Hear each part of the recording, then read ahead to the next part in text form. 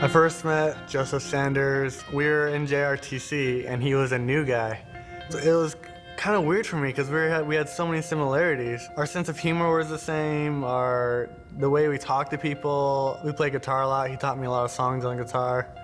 I had noticed Joseph wasn't talking to very many people. He wasn't playing his guitar as much. I asked my friend Chapel, I was like, hey man, what's going on with Sanders? Chapel told me, he's like, yeah, his wife asked him for a divorce. Right then and there, that changed my world. I went from happy Joe, 180-degree turn to devastated Joe. I didn't see it coming. He didn't see it coming, obviously. To get through a lot of things that I did in Iraq, I got through because of her. He told me, he's like, man, when I'm on guard, it's the worst. It's the absolute worst, because we were doing 6 on, 6 off. So he had 6 hours in a guard tower just thinking about... Just think about how I lost my wife and, you know, my whole universe just came crashing down on me because that's what she was to me. That's when it sent a red flag in my head that something could go wrong here. I realized that the marriage was over. And this day, for some reason, I just took it extra hard. I didn't care about anything in the world at this time.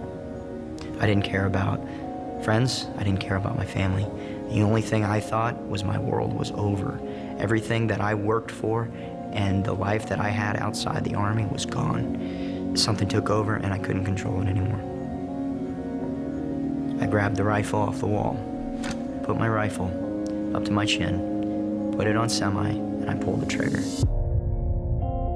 We've been over 8 years in war right now. There's so many people hurting, from the private to the general officer.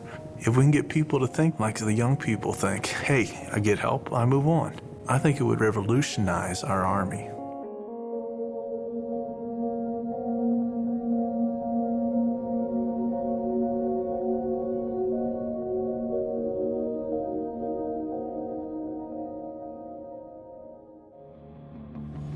When nothing happened, I immediately went into soldier mode, and I broke down my rifle really fast to find out why it did not fire. I pulled it apart and found that my firing pin was not in there. Godding walks in the door after all this happened, and I look at him and I said, Godding, where is my firing pin? He said, Sanders. How'd you find out? And he's like, I tried to kill myself. So I was like, a standstill right there. I didn't know. He was a little overwhelmed too because I didn't, oh my God, it was so weird to hear that. He says, yes, I took your firing pin. I took it last night. He says, you were worrying me. He said I was showing so many signs and I didn't realize I was even giving any off. I was just communicating with a buddy, you know, just my problems. When you develop a relationship, when you work with somebody so frequently and so close as we do, it's kind of like a personal relationship outside of workplace. You can tell by a person's mannerisms, the way they're eating, the way they're, you know, slouching, or just maybe their tone when they're talking to you, that something's on their mind. Especially when they're performing great before, and all of a sudden something changes. That should be your first clue. Oh, okay, something's going on. Your immediate peer, the man to the left and the right that you talk to every day, that you may even go and hang out at his house or hang out in his barracks room after work. Those are the guys that really need to watch.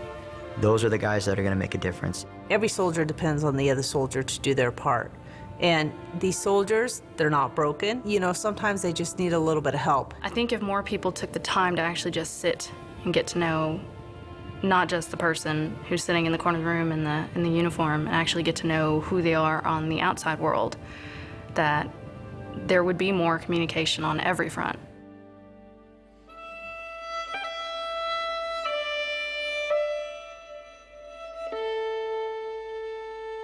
I think after the second deployment is when we both kind of shut down. I started feeling a little off of my game. I've always kind of held a high standard for myself, and I couldn't keep that standard. I was just not who I was. I couldn't recognize myself anymore.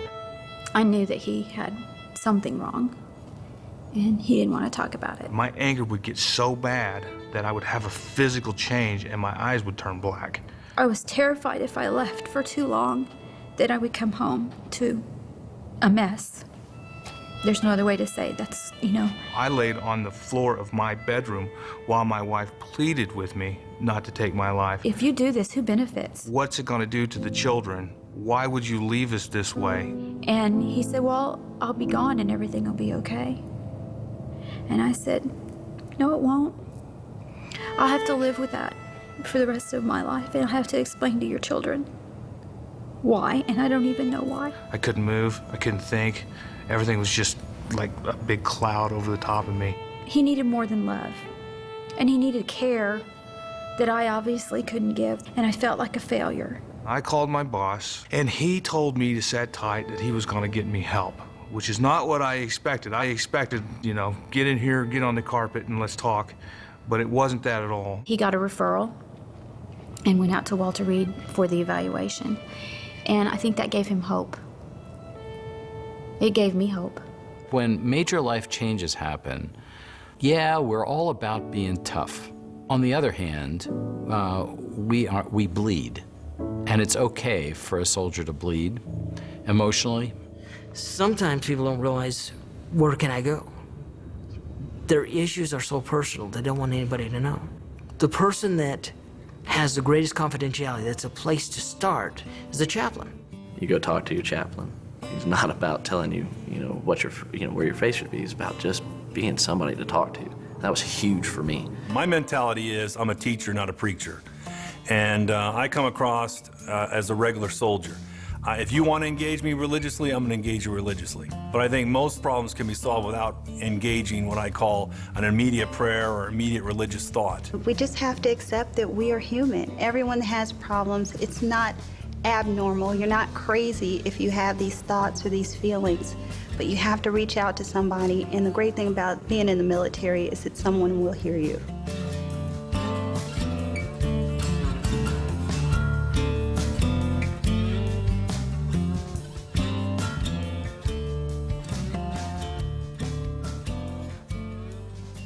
Know your soldier is the first line. Your team leaders, their sergeants, and their squad leaders, or staff sergeants that get to know each one of those guys individually, get to know what their story is.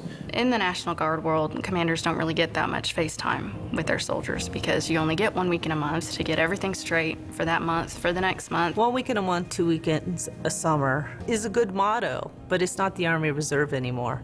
That was the old Army Reserve. The Army Reserve, and especially the Army Reserve leadership, is 24/7. Those are your soldiers 24/7. And I always told my guys, I said, give me a call. I don't care what time of day or night. You got my cell phone number. Call me here. I'll come see you. I don't care if you live 5 hours from here. I'll still come see you. Because I feel it's my job to make sure that they're taken care of. Their families are taken care of. We have to take care of all their needs, not just physical, not just financial. Leaders who ignore the emotional and the spiritual side of their soldiers are, I think, destined to failure. It doesn't matter if I've never worked with you. As long as you wear this uniform, I consider you a brother, a sister. I will be right there with you in the heat of battle, and I'll protect your life just like you'll protect mine. When I was a lieutenant, I met another female. She had also been enlisted, new lieutenant, and we got to be the best of friends. We ended up going to different installations. We still stayed in touch, and we still stayed pretty close. One night, I just woke up and I just knew I needed to contact her. When I called her, she was ready to commit suicide. And she was crying. I really didn't know what to do or what to say. I just knew that I needed to be there with her at that time. I remember my battalion XO saying, just go.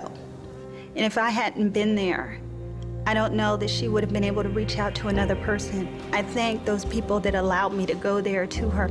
And if it had not been for them, then she may not be with us today. It's had a powerful impact on me as a person, as a commander, because I realized that in the Army, we're not just co-workers, we're family. And I never want anyone to feel like the world is falling in on them. I always want them to know that there's somebody out there who's willing to help.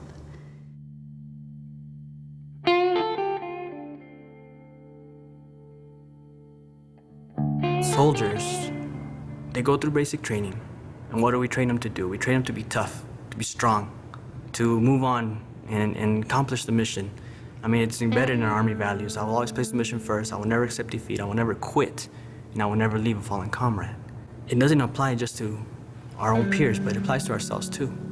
You know, we are our own comrade. Because at the end of the day, you're there with yourself. When I came back from Iraq, I was angry. When I went to Afghanistan, and that, you know, this is about 2 years after I went to Iraq, I had all these things that I was taking with me to Afghanistan. I hit my breaking point, sitting in my room in Afghanistan having a fight with my wife.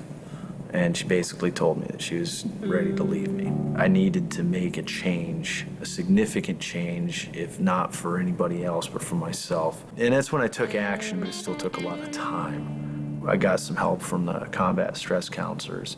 Really 3 months of just hard study, really just digging into myself. Whenever I found myself getting into trouble with ideations of suicide, I would get out of the area, just stop whatever it was I was doing and go find somebody to talk to. I guess what kept me from doing it was, you know, if I could just wait one more day, then maybe I could do something else to gradually improve where I'm at and, you know, see my son again.